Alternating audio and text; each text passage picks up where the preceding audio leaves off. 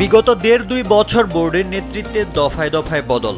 বাংলাদেশ দলের ক্যাপ্টেনও বদল হবে, তাই স্বাভাবিক। তামিম ইকবালের নেতৃত্বে নবগঠিত বোর্ড এসে বিগত বোর্ডগুলো যেসব চিন্তাধারার বাস্তবায়ন করে গেছে, সেখানে অসামঞ্জস্য খুঁজে পেয়েছে বলেই পরিবর্তনের পথে হাঁটছে। বিশ্বকাপ আসে যায়, কিন্তু ফল পায় না বাংলাদেশ। এবারও ঠিক বিশ্বকাপের আগের বছর ক্যাপ্টেন মিরাজের ফর্মহীনতায় বাধ্য হয়েই ক্যাপ্টেন্সির চেয়ারে করতে যাচ্ছে রদবদল। মিরাজকে সরিয়ে কাকে ওডিআইয়ের নেতৃত্ব দেবে বিসিবি? জিম্বাবুয়ের কাছে হতাশাজনক ওয়ানডে বদলে গেছে নেতৃত্বের পুরো সমীকরণ। অধিনায়ক মেহেদী হাসান মিরাজকে ঘিরে তীব্র সমালোচনার পর এবার ওয়ানডে দলের নেতৃত্বের দৌড়ে সবচেয়ে এগিয়ে আছেন বর্তমান টি-20 অধিনায়ক লিটন কুমার দাস।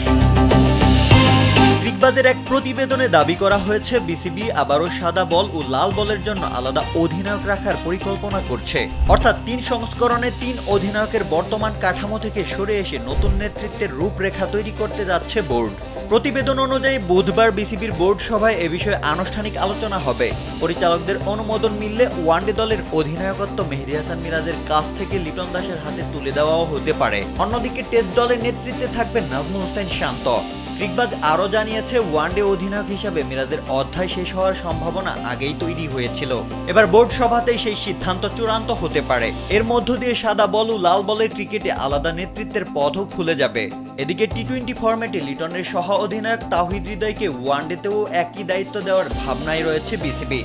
সম্প্রতি জিম্বাবুয়ে ও অস্ট্রেলিয়ার বিপক্ষে টি-20 সিরিজে নেতৃত্ব দিয়ে ইতিবাচক ছাপ রেখেছেন হৃদয়। প্রথম ম্যাচ হারার পর দলকে ঘুরে দাঁড় করিয়ে সিরিজ জেতানোর কৃতিত্বও রয়েছে তার। তাই ভবিষ্যতের নেতৃত্বের অন্যতম সম্ভাবনাময় মুখ হিসেবেও তাকে বিবেচনা করছে বোর্ড। শুরুতে ওয়ানডে অধিনায়কত্ব আবারও নাজমুল হোসেন শান্তর হাতে ফিরিয়ে দেওয়ার আলোচনা থাকলেও শেষ পর্যন্ত সেই পরিকল্পনার আলোর মুখ দেখবে না বলেই বলা হচ্ছে প্রতিবেদনে। তবে ৩ ফরম্যাটে ৩ অধিনায়কের সংস্কৃতি আগেও ছিল। ২০২১ সালে বাংলাদেশ ৩ সংস্করণে ৩ ভিন্ন অধিনায়কের অধীনে খেলেছিল। তখন টেস্টে সাকিব আল হাসান, ওয়ানডেতে তামিম ইকবাল এবং টি-20তে মাহমুদুল্লাহ রিয়াদ দায়িত্বে ছিলেন। পরবর্তীতে আবার ৩ ফরম্যাটে ভিন্ন নেতৃত্বের কাঠামো চালু হলেও এবার সেই স্থির নীতিতে যাচ্ছে বিসিবি। রোশন মনির, কালবেলা।